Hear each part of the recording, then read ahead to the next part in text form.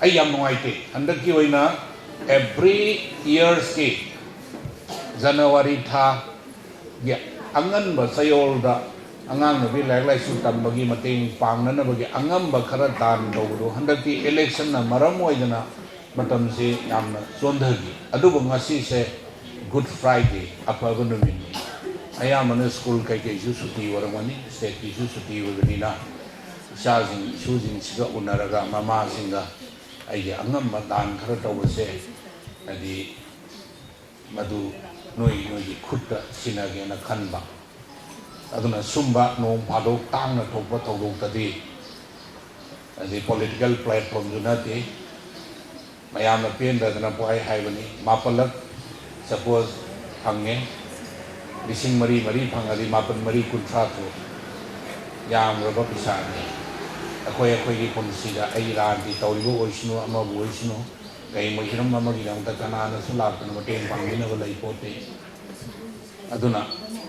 noina khangdoi di bisa to ina te aina adom gi isa sing adom gi issue sing aina moi bu matek sa ba mi o heming bagi wakal gi mami aingon da thouseri se noina tahan bang ngamba taraga di aina tawri ba thawak sigi mahi ya le aina lawgane aina punsida mioi ba samaj gi mating tongan ba kaya da mating pang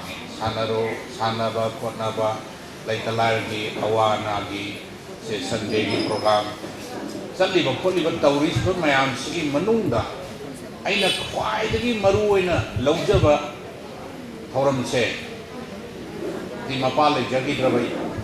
adi issue mayam moi bu mating pang ba numit sine ba ingon na khwai dagi maru oina lawri se maramdi paisa du nati paisa du importance nati aina moida minung sigi aduga moidi mathau nagi aduga tungi adi future gi kai mama moida aina asayam tauba moibu thauna pige na khanba demele mana moibu sak khangba moigi de mateng pangba sumba mayam se madugi importance do adi maroi do aina laihaningi akoi mioi bagi adi mioi bada mateng pangba kanda ahal singda pangba halor ba halamul sing all age or ba singda pangba mateng aduga naharul singda pangba mateng aduga akoina pangi bisdi